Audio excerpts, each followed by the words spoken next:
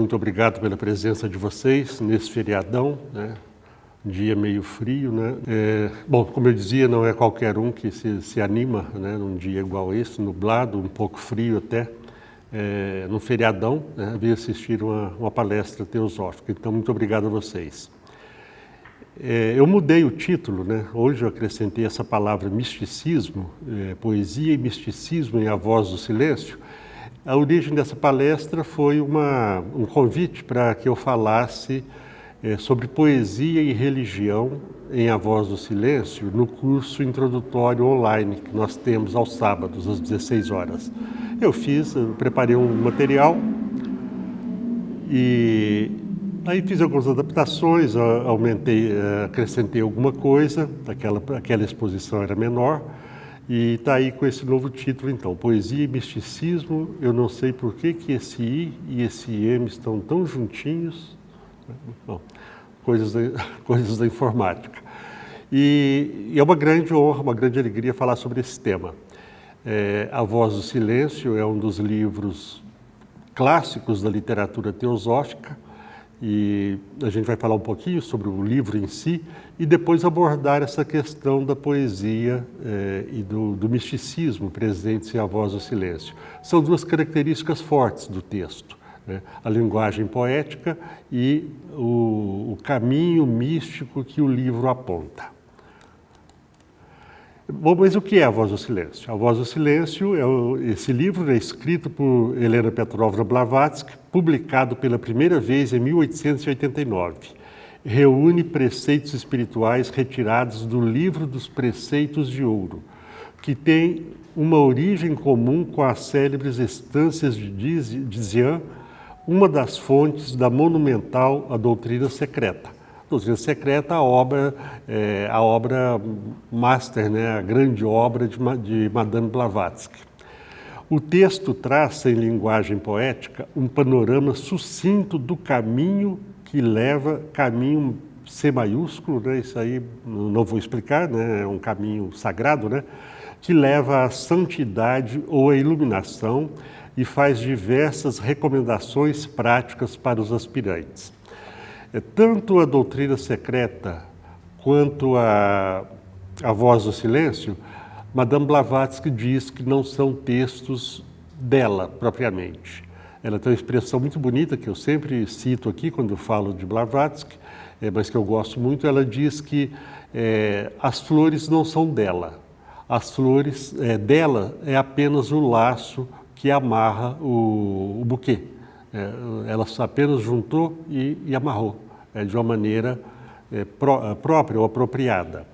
E A Voz do Silêncio, esse sim, então, ela diz que decorou esse texto, né? A Doutrina Secreta, ela teria pesquisado, ela mais orientada, teria recebido de alguma forma, de níveis superiores, de seres superiores, né, esse texto de Doutrina Secreta, mas ela diz que nada é dela, né, que dela é realmente apenas o fecho final ali, sem interferir no conteúdo ou significado.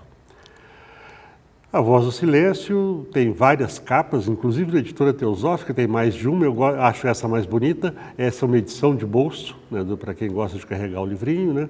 Essa é uma edição de bolso de A Voz do Silêncio, é a que eu tenho, uma excelente tradução de Fernando Pessoa, né? Nesse livro, eu creio que nos outros da Editora Teosófica tem um prefácio, quase um ensaio, né, do Dr. Murilo Nunes de Azevedo, que foi presidente da Sociedade Teosófica há muitos anos, já falecido. Ele era monge em 3 ou 4 escolas budistas diferentes, e ele escreve um ensaio, um texto um pouco longo, mas muito interessante, uma espécie de prefácio para esse livro, chamado Fernando Pessoa, o Teósofo. É muito interessante. Murilo era poeta, escritor e poeta, né? Produziu ótimos livros e poemas muito bonitos também. Então, Blavatsky diz o seguinte: as páginas seguintes, isso aqui está no texto, né? Na introdução, no prefácio, né? As páginas seguintes são extraídas do Livro dos Preceitos de Ouro, uma das obras lidas pelos estudiosos do misticismo no Oriente. O seu conhecimento é obrigatório naquela escola, cujos ensinamentos são aceitos por muitos teosofistas. Por isso, como sei de cor muitos desses preceitos, o trabalho de traduzi-los foi, para mim, fácil tarefa. Vou lembrar que ela foi autorizada a publicar esse material. Era um material até então reservado para pouca gente.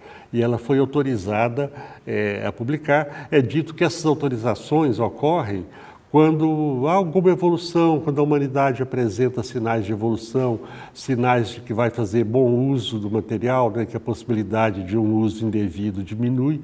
Então chegou essa época ali pelo final no último quarto já do século XIX, e já o mundo tinha avançado, saído da fase pior da Inquisição, e certas coisas já começaram a acontecer, inclusive a publicação de material teosófico, desse material que a Sociedade Teosófica divulga. Mas o que é misticismo? Ela diz aqui que é uma das obras lidas pelos estudiosos do misticismo no Oriente. Hoje nós temos determinadas,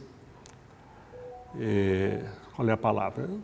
Acepções da palavra misticismo, empregos da palavra misticismo, como definindo certas coisas que talvez fujam da definição original dessa palavra importantíssima, né?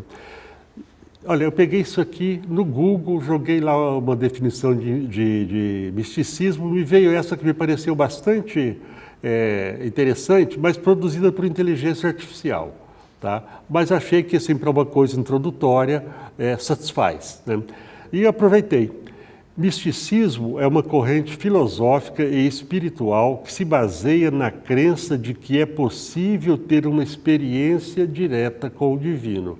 Esse é o ponto crucial do misticismo. Uma experiência direta com o divino, uma experiência interna, de percepção interna, de alcançar níveis superiores por um processo interno e não por processo que dependa de apoios externos, pelo menos já na fase final, nas últimas etapas desse caminho interno em que se entra em contato com o divino. Então, experiência direta com o divino através de rituais. Eu coloquei interrogação porque o ritual pode ser apenas uma prática externa, se ele não for feito com alma, se ele não for feito de maneira adequada, ele vai ser apenas uma prática externa, mas ele pode ser algo transformador.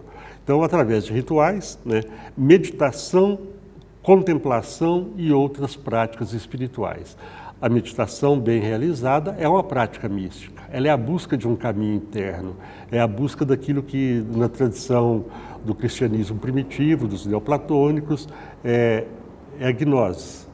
É bem sabido que na Índia os métodos de desenvolvimento psíquico divergem segundo os gurus, que são professores ou mestres. Não só porque eles pertencem a diferentes escolas filosóficas, das quais há 6, mas também porque cada guru tem o seu sistema, que em geral mantém cuidadosamente secreto, da mesma forma que esse texto permaneceu secreto até bem pouco tempo atrás, menos de 200 anos, né? Então vejam que o caminho místico não é único. O lugar onde ele conduz é único, é um só. Mas se imaginarmos esse lugar como o pico de uma montanha, pela vertente da montanha, cada pessoa vai achar o seu caminho. Mesmo que ela siga uma tradição, não bastará apenas seguir os preceitos daquela tradição, seja um cristianismo primitivo, seja até o cristianismo atual, seja budismo, judaísmo, qualquer tradição genuína tem esses preceitos, né? Às vezes mais expostos, às vezes mais reservados, mas elas têm esses preceitos que vão propor técnicas diferentes, caminhos diferentes, mas dentro dessas técnicas e desses caminhos propostos, cada um vai ter que achar o seu caminho. O caminho, então, realmente se faz ao caminhar, né? Ele não é algo totalmente previsível. Mas, para além dos Himalaias, lá na região onde estão, segundo a tradição, muitos mestres, muitos homens realizados, muitos homens perfeitos, né? Mestres Mahatmas, mestres espirituais verdadeiros, né? Então, para além dos Himalaias, não há diferença de métodos nas escolas esotéricas, a não ser que o guru seja simplesmente um lama, pouco mais sabendo do que aqueles a quem ensina. Então, para aqueles que superaram isso, né, que passaram dessa fase, já trilharam o caminho, não há diferença de método, né? Eles já estão lá e os métodos são válidos. Eu ia falar algo aqui, mas sai muito do tema, vamos em frente. As suas máximas, né, dessas tradições, desses mestres, né, as suas máximas e conceitos, porém, por nobres e originais que sejam, encontram-se muitas vezes sob formas diversas em obras sânscritas. Isto, afinal, é naturalíssimo, visto que quase todos, se não todos os maiores arhats, os primeiros seguidores do Gautama Buda, foram hindus e árias, e não mongóis, sobretudo aqueles que migraram para o Tibete.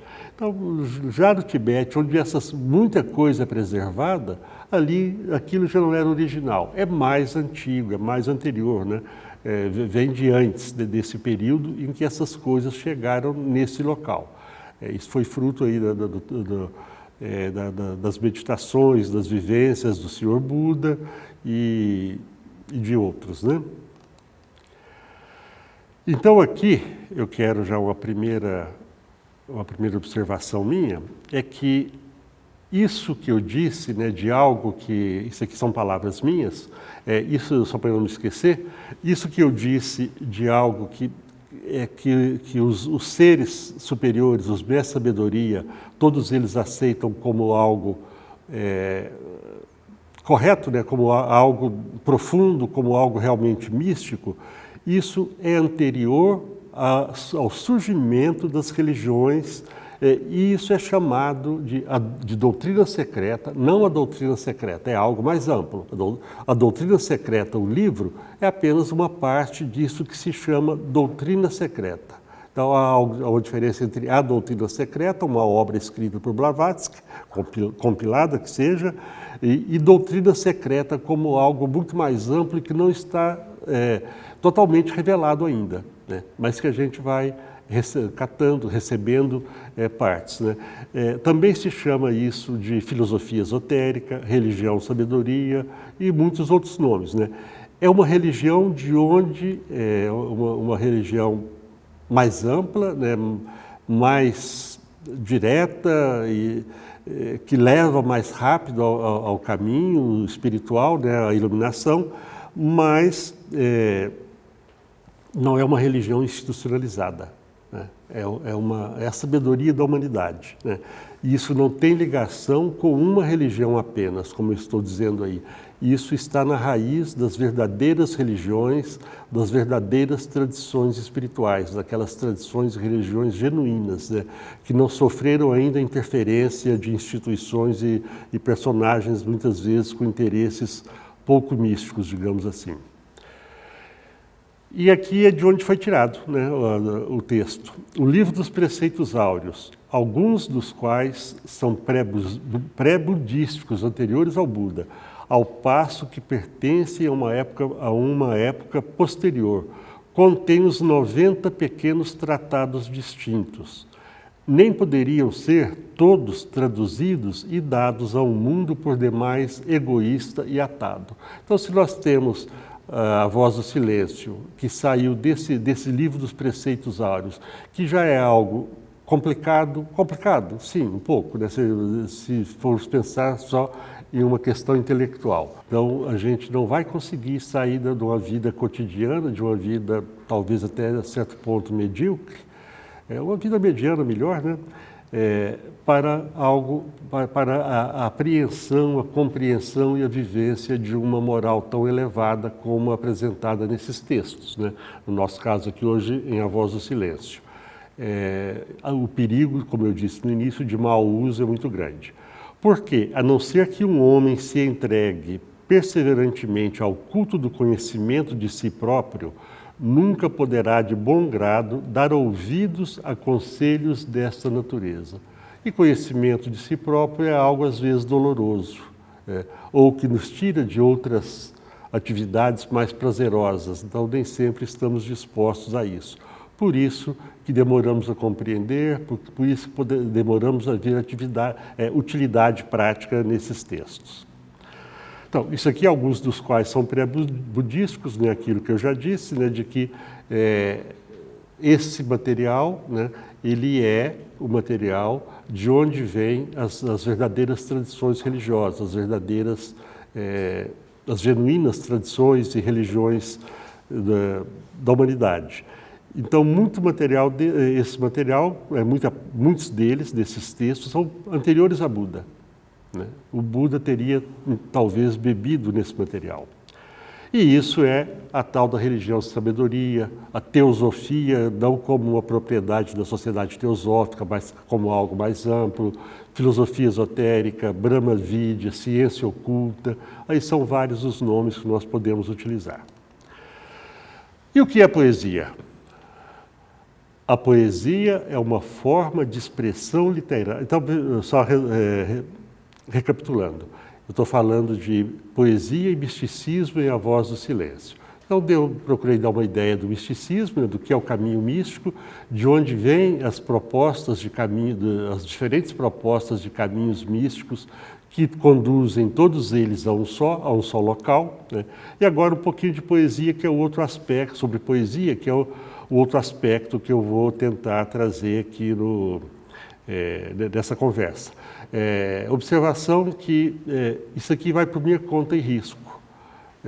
Eu também, com um laço muito mais frágil que o de Blavatsky, talvez, né, e sem a expertise dela para juntar coisas adequadas, né, os materiais apropriados, juntei algumas coisas aqui, né? Não há tanta pesquisa, há um pouco de reflexão, e recorri a material já conhecido de algum tempo, mas que eu julgo importantes e sempre, para mim, sempre dignos de reflexão e de estudo. Então, o que é poesia? A poesia é uma forma de expressão literária que se caracteriza por ser subjetiva, ambígua e plurissignificativa. Parênteses. Se o caminho espiritual ele vai nos dar a possibilidade e até vai nos requisitar que achemos o nosso trilhar desse caminho proposto, é apenas dito, olha, por aqui vai e você vai chegar lá. Mas esse vai por aqui, ele permite um tropeção aqui, uma saída fora da estrada ali, isso faz parte. Então, há a necessidade de uma elaboração individual disso, né? E a poesia, a mesma coisa, né? Ela é subjetiva, ela é ambígua e plurissignificativa. Então, muitos significados podem vir de uma poesia, de um poema. E se diz mesmo que cada leitor é um coautor junto com o poeta. Porque se eu escrevo pensando em algo, outra pessoa vai achar coisas diferentes ali. E é válido, está valendo, né? O poeta, quando escreve, ele não escreve, ou não deveria escrever, para dar um ensinamento intelectual apenas, né? Ele deveria pensar, né, na verdadeira poesia, em abrir canais para a percepção de outras possibilidades através daquele poema, da mesma forma que os textos do misticismo, né? Então, continuando, a poesia é uma arte que visa a revelar os sentimentos, pensamentos e estado de espírito do poeta, retratando algo pela ótica da imaginação do leitor e do autor. Imaginação do leitor, do autor também. É algo para estimular a imaginação, não é algo para fechar a mente, é algo para abrir. Novamente, da inteligência artificial, tá? Estou ficando viciado. A poesia pode ser escrita em verso ou em prosa, mas normalmente é feita em versos, com rima e repetição. A sua estrutura é harmônica e sua principal característica é a composição em versos. Apesar de ser inteligência artificial, não está tão atualizado assim, né? Na poesia moderna, a rima e a métrica foram bastante abandonadas, né? O ritmo, sempre se busca um ritmo, né? Mas se deixa muito de lado a rima, a repetição também, né? Mas são recursos poéticos. E por que isso aqui? Porque, eu vou dizer daqui a pouco, A Voz do Silêncio não é um texto poético formalmente. Formalmente é prosa, mas de uma linguagem extremamente poética, extremamente inspiradora. Quem já leu sabe disso. Então, A Voz do Silêncio, ele é um texto de gênero poético e que tem uma determinada estrutura e que utiliza linguagem poética. É um texto de gênero poético porque utiliza essa linguagem poética e vai ter uma estrutura específica. Eita. Eu ousei aqui propor, não estou afirmando, né, realmente estou propondo, que se veja o texto de A Voz do Silêncio como uma epopeia. No passado tínhamos os poemas épicos, os grandes poemas épicos, que eu vou citar alguns daqui a pouco. Mas eram poemas estruturados de uma forma poética, né? O que não ocorre, de uma formatação poética mesmo, né? O que não ocorre com A Voz do Silêncio. Então, deu algum problema nesse meu PowerPoint, né? Está dando para perceber. Então, definição de epopeia. Epopeia é também chamada de poesia épica ou heróica, porque descreve os feitos de um herói. É um gênero literário cuja composição consiste de um poema longo, narrativo, geralmente versando sobre os feitos de um herói, sobre acontecimentos históricos ou míticos, sobre elementos considerados como fundamentais à dada cultura. A gente vai achar, talvez, com um pouco de atenção, talvez a gente ache todas essas características em A Voz do Silêncio, né? Uma composição, é um poema longo, versa sobre feitos de um herói. Eu vou dizer a diferença entre a epopeia clássica e o que eu estou pensando como epopeia para A Voz do Silêncio. Acontecimentos históricos, um pouquinho fora aqui, não é um dado acontecimento histórico, é a possibilidade de um determinado acontecimento, ou míticos, vai aparecer um pouco disso, né, da mítica, né? E sobre elementos considerados fundamentais a uma dada cultura. E se baseia, né, creio eu, na cultura da época em que o texto foi escrito. Então, a epopeia ainda é um texto que se dedica a expor episódios gloriosos, engrandecer seus personagens principais e registrar para a posteridade suas realizações dignas de serem lembradas e condecoradas. De certa forma, isso está em A Voz do Silêncio. Os Lusíadas de Camões, por exemplo, o autor narra em 8.816 versos a empreitada das grandes navegações portuguesas, um acontecimento histórico, ambientadas em meio a recorrentes menções mitológicas, como a ira de Baco, contrário aos lusitanos, e a afeição de Vênus, que lhes inspirou sorte na viagem.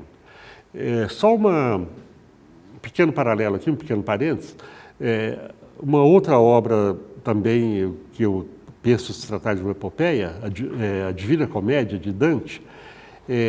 A Divina Comédia, Dante a escreve para Beatriz, Beatrice, que há muita controvérsia se ela teve vida real, se ela viveu realmente ou não, né? Ou se ela seria uma criação simbólica de Dante, simbolizando aquela que traz alegria, aquela que traz plenitude, aquela que traz felicidade. E isso dificilmente seria uma mulher encarnada a trazer isso, né? Então poderíamos pensar na sabedoria, em alguma coisa assim, como Beatriz simbolizando esse personagem. Nos Lusíadas, eu me esqueci o nome agora da personagem, mas Camões cita, se não me engano, uma chinesa que estaria navegando com ele e que teria morrido, né, nessa viagem, afogada, e levando consigo os originais, se não me engano, dos próprios Lusíadas.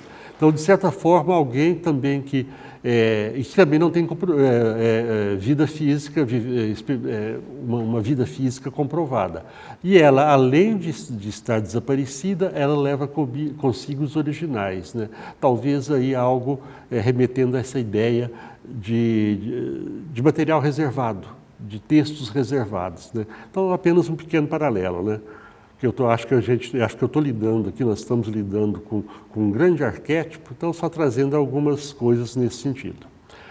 A epopeia, no entanto, é um gênero muito mais antigo do que a composição de Camões.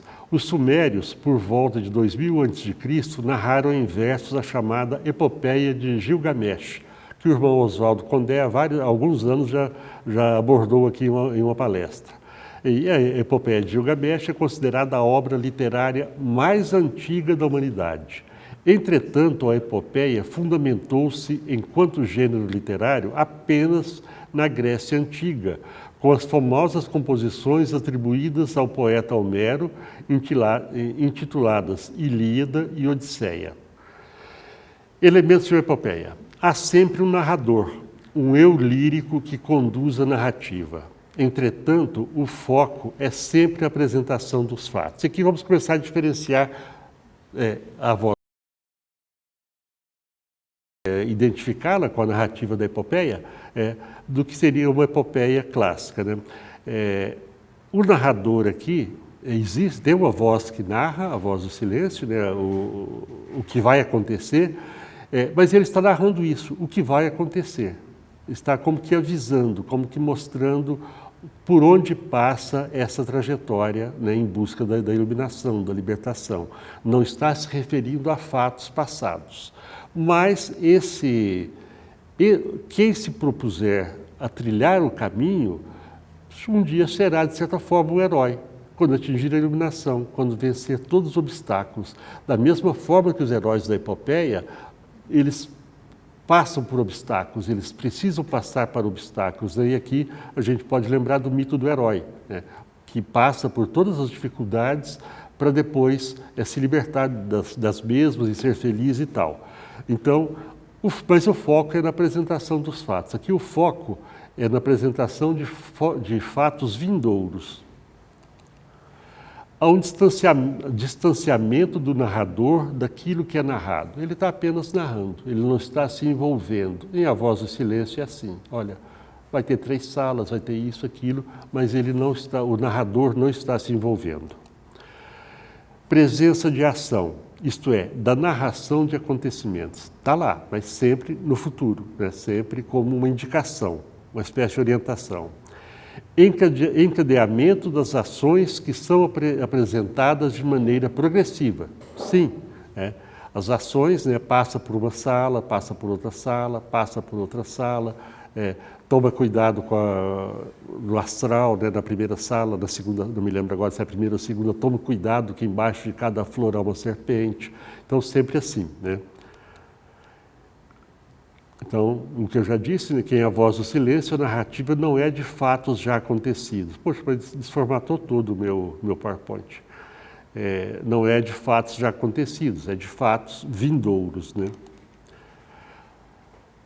Histórias centradas em personagens moralmente elevadas.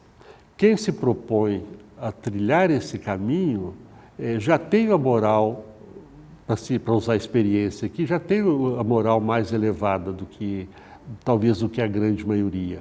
Já tem um certo nível de pureza, de busca do bem comum, né? Qualquer outro que tente, que chegue perto, talvez se desinteresse, talvez nem tente. Toma conhecimento com essas orientações, seja da Voz do Silêncio ou de outro texto ou de outra tradição, mas talvez não se interesse, não se arrisca nem um pouquinho, né? Histórias nacionais, né? Ainda estamos dizendo de características, né, da epopeia. Histórias nacionais, cujos feitos os aproximam de deuses. Aqui, a Voz do Silêncio busca aproximar o buscador espiritual, né, da condição de um deus, né, de um ser superior. Histórias nacionais, não é o caso aqui, né, cujos feitos os aproximam de deuses e que remetem a uma coletividade cultural, e narradas em estilo e tom grandioso, sempre em busca da glorificação dos feitos apresentados, dignos de serem lembrados e eternizados, ou por representarem os valores de uma nação ou grupo. Eu não diria que é um tom grandioso, talvez até seja o tom de A Voz do Silêncio, mas no mínimo é um texto solene, é uma linguagem solene, muito inspiradora, é uma linguagem que não tem mistificação, não tem subterfúgios de humor, de coisas assim. É um texto solene, um texto enxuto também, de certa forma. Divisão em partes autônomas. As epopeias clássicas são divididas em cantos, né? Aqui na Voz do Silêncio, fragmentos, né? Organizadas de maneira autossuficiente, uma vez que poderiam existir estrutural e historicamente por si mesmas.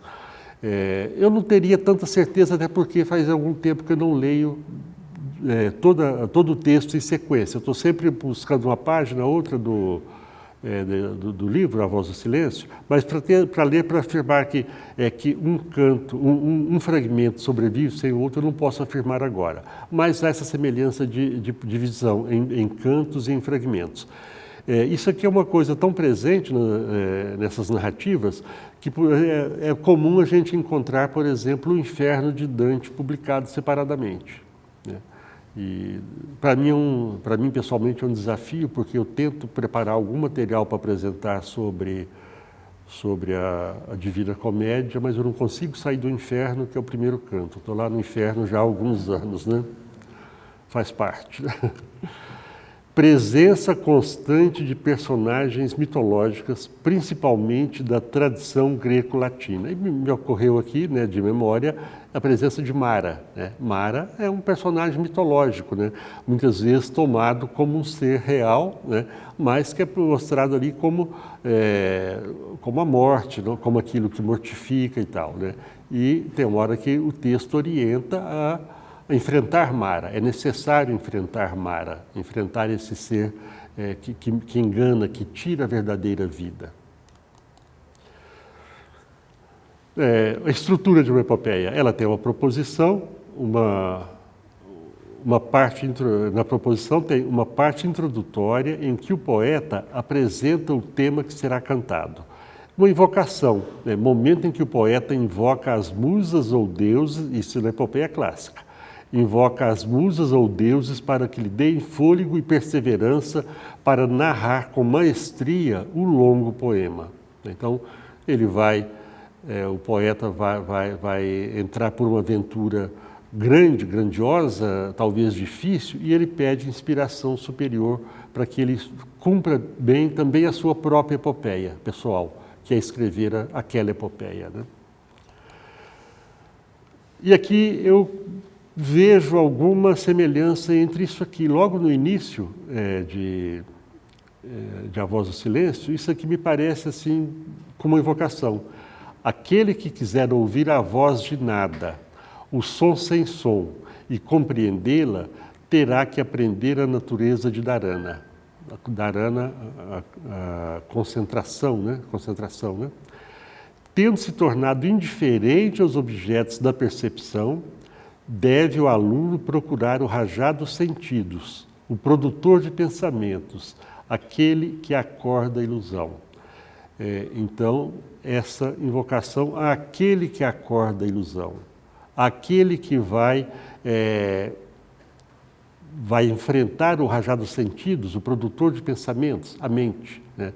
A mente que capta o que os sentidos, por sua vez, captam do mundo, e a mente que vai ter a possibilidade de utilizar isso em prol de um processo evolutivo de autoconhecimento, ou que vai simplesmente se manter na superficialidade disso que a mente capta através dos sentidos.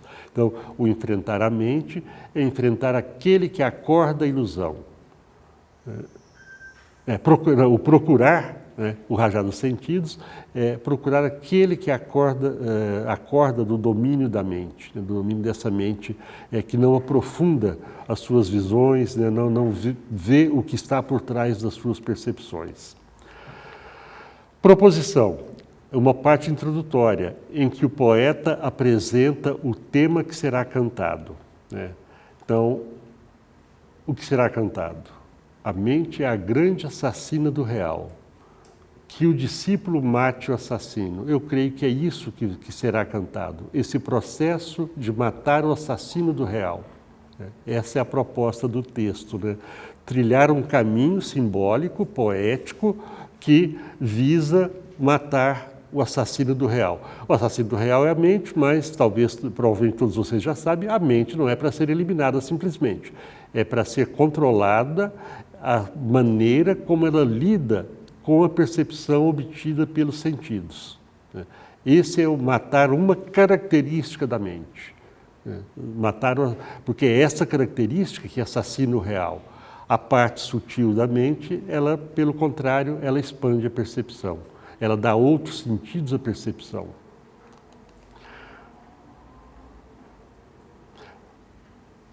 Invocação. Invocação, o momento em que o poeta invoca as musas ou deuses que lhe deem fôlego e perseverança, para que lhes deem fôlego. Dedicatória. O uso de uso facultativo é a parte em que o poeta dedica a alguém a epopeia. Não achei isso no texto, pelo menos não me lembrei. E narração, a parte em que o poeta narra de fato os grandes acontecimentos praticados pelo protagonista, que, pelo que eu disse aqui, nesse texto, é algo no futuro. Exemplos de epopeia. Epopeia de Gilgamesh, de epopeias clássicas, né? Ilíada, né, de Homero, Odisseia, Homero, Eneida, de Virgílio, os Lusíadas, Camões, e eu colocaria também a Divina Comédia como uma epopeia também. A linguagem poética, né?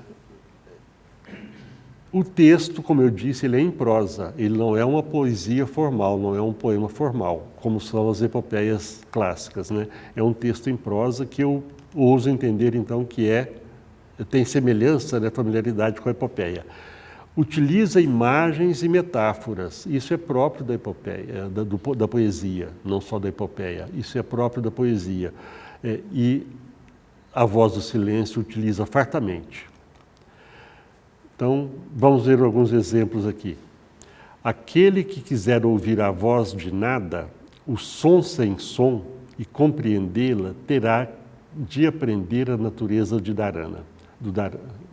Impressão de que mudou aqui o do nada para de Dharana. Bom, então, o som sem som. Isso é pura linguagem abstrata. Isso é algo para nos deixarmos perceber, descobrir, né, imaginar o que é esse som sem som. Como seria esse som sem som, né? E eu não vou ousar tentar explicar. A voz de nada, desde quando nada fala, né? Só que esse nada está maiúsculo, né? Então ele tem um significado. Então isso remete a abstrações, remete a possibilidades de abertura mental, de percepções mais sutis, entendimentos mais sutis. Antes que a alma possa ouvir, a imagem ou o homem tem de se tornar surda aos rugidos como aos segredos, aos gritos dos elefantes em fúria, como ao sussurro prateado do pirilampo de ouro. Pura poesia, né? Pura poesia. Surda aos rugidos como aos segredos, né? O que é ser surdo a um segredo? Não sei. Estou trazendo para a gente ver essas características do texto, né? Surdo aos gritos dos elefantes. Como ser surdo ao grito de um elefante? Elefante em fúria. Mas também ao sussurro do pirilampo de ouro. Pirilampo de ouro já daria uma série de... Só isso, né? Pirilampo de ouro. Já poderíamos interpretar de algumas maneiras, né? E o sussurro prateado, né? O que é um sussurro prateado? Quando ao tumulto do mundo a tua alma que desabrocha dá ouvidos, quando à voz clamorosa da grande ilusão, aquilo que nos ilude, aquilo que o buscador espiritual procura matar simbolicamente, né? Quando a voz clamorosa da grande ilusão, a tua alma responde. Quando a alma dá atenção às vozes da ilusão, aí não ao que é mais sublime. quando se assusta ao ver as lágrimas quentes da dor, quando ensurdecem os gemidos da angústia, quando a alma se retira como tartaruga tímida para dentro de uma concha da personalidade, sabe, ó discípulo, que do seu Deus silencioso a tua alma é um sacrário indigno. Vejam a poesia, a profundidade, o significado desse texto, né? Quando a gente só dá atenção ao externo, né? Hoje eu passei por uma experiência, me ocorreu contar isso aqui agora, eu estava no mercado fazendo compras, né? E de repente uma voz feminina baixa, em tom baixo, Senhor, me dê R$2, se o senhor puder me dar 5, melhor. A vontade foi de voltar a olhar as prateleiras, né? As gôndolas, né? Encher meu carrinho. Pensei, puxa, porque dificilmente eu faço, né? Isso, mas eu faço também, né? Caramba, né? Será? Aí resolvi dar o dinheiro, né? Mas ali houve essa coisa, né? Entre algo minúsculo, né? Mínimo, né? Insignificante, que eu fiz ali de dar quadra, eu tinha 2 notas de R$2, dei para ela, né? E eu poderia dar atenção só àquilo ou às minhas necessidades pessoais. E o que eu fiz foi nada, é só um exemplo, né? Que me ocorreu agora, realmente, né? De quando a gente se retira para dentro da tartaruga e deixa de ver o sofrimento do mundo. Quando nós deixamos de ver o sofrimento do mundo, quando nos escondemos dentro da concha da personalidade, desse eu nosso egocêntrico, sabe, ó discípulo, que de seu Deus silencioso a tua alma é um sacrário indigno. Uma coisa linda, né? Continuando, né? São textos que eu fui pegando ao acaso, né? Só para demonstrar a linguagem poética, as metáforas, como é o caso aqui agora. 3 salas ao cansado peregrino conduzem ao fim dos trabalhos. 3 salas ao conquistador de Mara te trarão através de 3 estados até ao 4º. Daí até aos 7 mundos, os mundos do descanso eterno. Esse 15 aí, nada a ver, era lá do texto, né? Nota de rodapé, não esqueci de tirar. Não existem essas salas como salas. Não é um palácio que eu vou, ou uma residência que eu tenho 3 salas. É um caminho com 3 etapas, com 3 níveis, um caminho progressivo, como foi dito no início, né? Que a epopeia é uma descrição progressiva, ela é uma narrativa de algo em progressão. Então não existem essas salas, isso é poesia, isso é recurso poético, utilizado aqui no texto, né? E o descanso eterno, talvez numa leitura rápida a gente pense no tal do descanso eterno depois da morte. Só que eu acho que depois da nossa morte nós não vamos descansar eternamente coisa nenhuma, a gente vai ter muitas coisas para voltar e consertar, né? Então esse descanso eterno também não é descanso para quem chega a esse especificamente, porque esses seres, eles vão, depois que chegar aqui, eles vão se dedicar ao trabalho pela elevação espiritual da humanidade, pela libertação da humanidade. Uma coisa que eu não coloquei aqui, abro um parênteses para colocar, é que no início, a Voz do Silêncio diz que existem 2 caminhos, né? 2 sendas, a senda da mão direita e a senda da mão esquerda.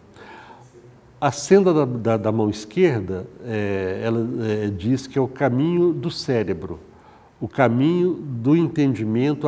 Se eu estiver trocando alguma coisa, se alguém souber, pode me corrigir, que eu não me incomodo e agradeço. Mas então essa senda da mão esquerda, ela é atrelada ao nosso intelecto. Ela leva ao final, mas é mais lenta, porque o intelecto fica, muitas vezes, por muito tempo, preso, no caso dos textos, no significado literal.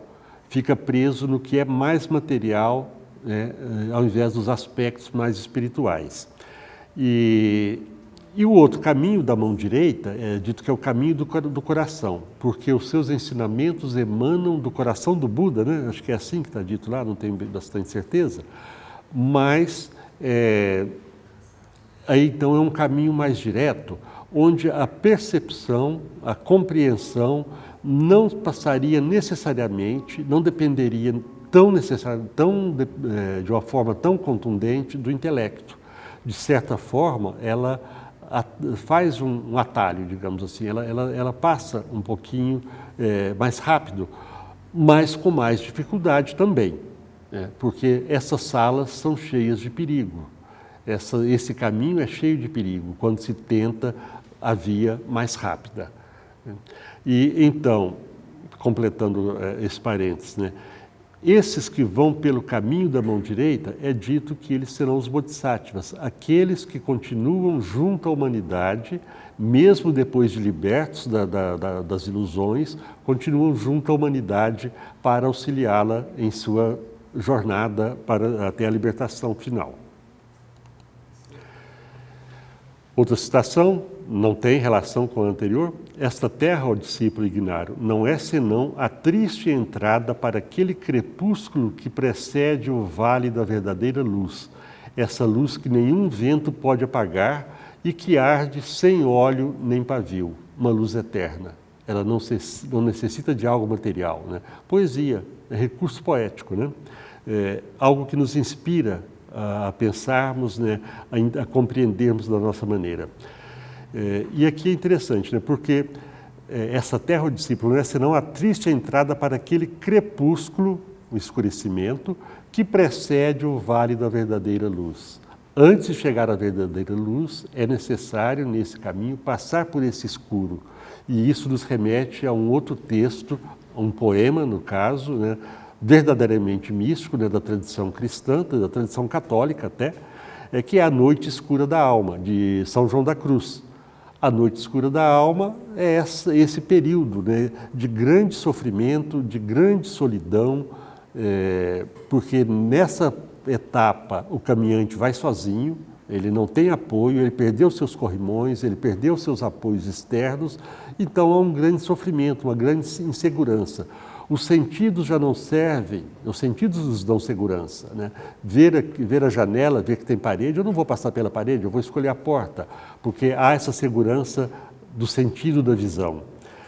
Mas é necessário passar por essa fase. Então, é isso que é a noite escura da alma, ou esse crepúsculo que precede o vale da verdadeira luz. Se queres atravessar seguramente a primeira sala, que o teu espírito não tome os fogos da luxúria que ali ardem pela luz do sol da vida. Não necessita, mas a beleza de fogos de artifício, e a gente para ali, e às vezes o que nós necessitamos é de uma lanterna ou de uma lamparina para seguirmos no caminho escuro. Os fogos vão passar. Uma lâmpada de uma chama que queima por mais tempo ou até eternamente, é o que nos interessa. Os fogos vão durar minutos, E muitas vezes nós somos atraídos por eles e esquecemos a chama que nos interessa. Se queres atravessar seguramente, não pares para aspirar o perfume.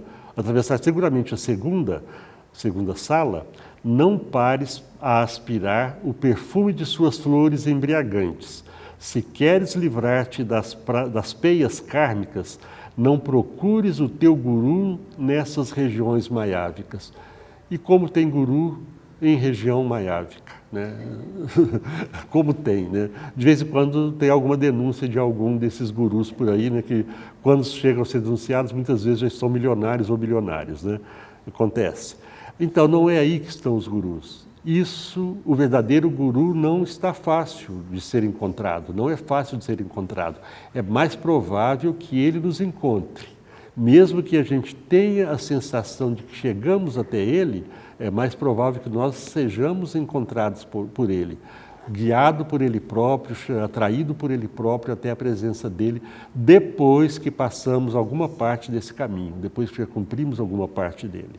Bom, por que a poesia, então? Acho que já está claro, Por que a poesia, eu quis abordar isso aqui? Não é porque eu escrevo poesia, Não sei se eu sou poeta, mas eu escrevo poesia. Tem uma diferença entre a coisa, das duas coisas, A poesia é uma das 7 artes tradicionais, pela qual a linguagem humana é utilizada com fins estéticos. Esse texto é belíssimo, ele tem a estética de conteúdo de linguagem, embora não tenha de uma forma, não é um soneto, não é uma epopeia com rima, estruturada em versos, mas é um texto de grande beleza, profunda beleza, ou seja, ela retrata algo em que tudo pode acontecer, dependendo da imaginação do autor como da do leitor. Isso, quem frequenta as reuniões da Loja Fênix sabe que eu vivo falando nisso, né? Que na poesia, na literatura mística, nós somos coautores. O texto místico não é literal, verdadeiramente místico não é literal. A boa poesia, ela pode ser entendida de uma maneira literal, claro que pode. E o texto místico também.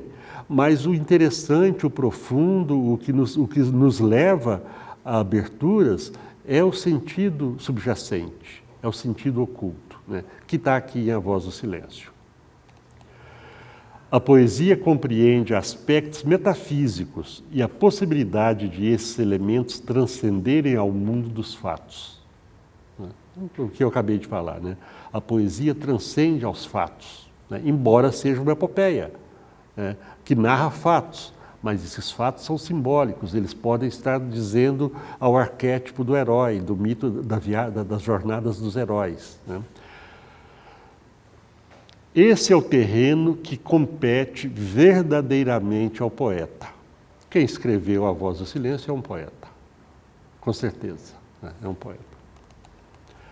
A poesia é a tradução em palavras do universo desconhecido das emoções. No caso de uma literatura profundamente mística, não de qualquer emoção. Uma determinada poesia pode me causar um determinado poema militante, digamos assim. Eu vejo, todo mundo pode ver, né, a existência de uma poesia militante, né? Mas um poema de militância, ele pode sim me despertar boas coisas, mas ele pode me despertar ira também.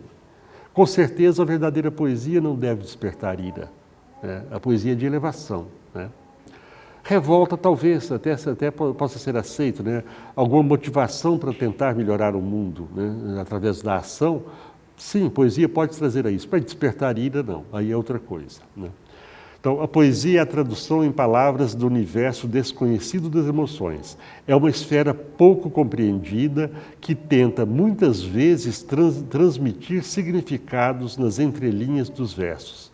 Esse edifício, constituído pela magia das palavras, revestidas de sonoridades, estruturas rítmicas e visuais, por significações latentes, desvela a alma humana, de quem escreve e de quem lê. Dá espaço para que ela expresse suas inquietações e anseios interiores. É algo aqui que merece ser ressaltado, né? A magia das palavras, né? Eu não sei qual é a matéria que trata disso, talvez seja semiótica, não sei, realmente não entendo muito disso, mas a poesia, a palavra, ela é um significante. Assim como um símbolo qualquer é um significante. O significado é o que aquilo transmite, o que o significante transmite, o que a palavra transmite, o que o símbolo transmite. E aí, o significado, ele é pessoal, né? É aí que está a parceria do autor com o leitor, de quem visualiza e medita sobre um símbolo. Me ocorrem aqui aquela iconografia do budismo tibetano, né, com aquelas imagens complexas, né? Mas ali tem um significante querendo transmitir significados a quem medita, a quem contempla. A poesia faz o mesmo processo através do uso da palavra. O bom poema é inesgotável, oferece sempre ao leitor novas leituras, diferentes pontos de vista, os sentidos os mais diversos, bem como várias sonoridades e imagens. Os versos podem ser mínimos, sugerindo amplas significações, ou longos e extensos. Portanto, alguns primarão por algo sintético, mais condensado. Outros pela verborragia, que geralmente é meu caso, né, quando escrevo, né? Mas existe a poesia sintética e as duas têm o seu papel, têm a sua maneira de mexer com as pessoas, né? Aqui. Esse poema é um dos poemas que eu mais procuro para reler. Ítaca, de Constantino Cavafis, né? Um poeta grego, né? Nascido em Alexandria. Engraçado é que quando eu fui pegar essa data de nascimento e morte, o cara nasceu e morreu no mesmo dia, né? 29/4 e termina em 3, tanto o nascimento quanto a morte, né? Ele morreu no aniversário dele, né? Então, Ítaca é a ilha de onde Ulisses, ou Odisseu, né? De onde ele parte para a epopeia descrita na Ilíada, né? Ele sai de Ítaca, vai lutar na guerra de Troia. Essa guerra dura 10 anos, ele passa por todas as dificuldades de uma guerra e aí ele vai retornar, né? O herói já depois de passar pela sua grande provação.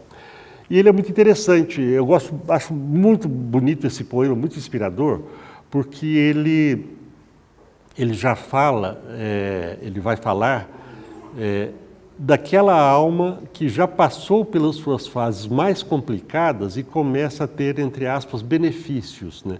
Ela já pode se dedicar a coisas mais sutis, mais elevadas, né? Como se fosse uma espécie de prêmio, né? Ainda não é a chegada final, mas é mais ou menos, mas está se aproximando, né? Se partires um dia, esse poema ele é tão importante. Esse poeta, eu tenho vergonha de falar isso, porque eu comecei a escrever há 13 anos, mais ou menos 13, e já devo ter sei lá quantos poemas, 500, 600, não tenho a menor ideia, né? Coisas boas, interessantes, coisas muito ruins também, né? Esse poeta, durante toda a vida dele, ele escreveu, se não me engano, 153 poemas. E depois acho que descobriram mais 18. Mas ele ficou, durante a vida, reelaborando, reescrevendo esses poemas, né? Melhorando, aprimorando, né? E o poema diz então o seguinte, é o mais famoso dele. Se um dia partires rumo a Ítaca, faz votos que o caminho seja longo, repleto de aventuras, repleto de saber. Nem lestrigões, nem ciclopes, nem o colérico Posidon te intimidem. Eles no teu caminho jamais encontrarás, se altivo for o teu pensamento. Se sutil emoção o teu corpo e o teu espírito tocar. Estou falando de ciclopes porque não... Só um minutinho. Eu estou falando de ciclopes... Obrigado, Marcelo, só um minutinho. Estou falando de ciclopes porque eu não achei acento nessa palavra em lugar nenhum. Então, continuando, nem lestrigões, nem ciclopes, nem o bravio Posidon hás de ver, se tu mesmo não os levares dentro da alma. Os medos, né? Aquilo que pode nos causar medo, nós podemos abandonar aquilo e não carregar dentro da alma. Se a tua alma não os puser dentro de ti, faz votos de que o caminho seja longo.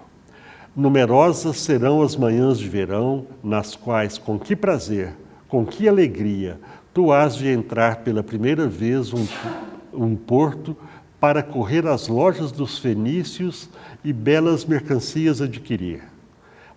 Madrepérolas, corais, âmbares, ébanos e perfumes sensuais de toda espécie, quanto houver de aromas deleitosos. O guerreiro já não precisa de arma, já não quer comprar arma, né? Há muitas cidades do Egito peregrinas para aprender dos outros, de quem pode ensinar, né? Tem todo o tempo Ítaca na mente, estás predestinado a ali chegar. Os caminhos levam a Ítaca, né? Mas não apresses a viagem, nunca. Melhor muitos anos levares de jornada e fundeares na ilha, velho, enfim, sábio, enfim, né? Apressar seria buscar um guru de meia tigela, talvez, né? Seria buscar técnicas apressadas, né? Rico de quanto ganhaste no caminho, né? Aqui tem um ponto. E fundeares na ilha, velho, enfim, rico de quanto ganhaste no caminho, sem esperar riquezas que Ítaca te desse. Uma bela viagem deu-te Ítaca, sem ela não te ponhas a caminho. Mais do que isso não lhe cumpre dar-te. Ítaca nunca te iludiu, se a achas pobre. Tu te tornaste sábio, um homem de experiência, e agora sabes o que significam Ítacas. É isso.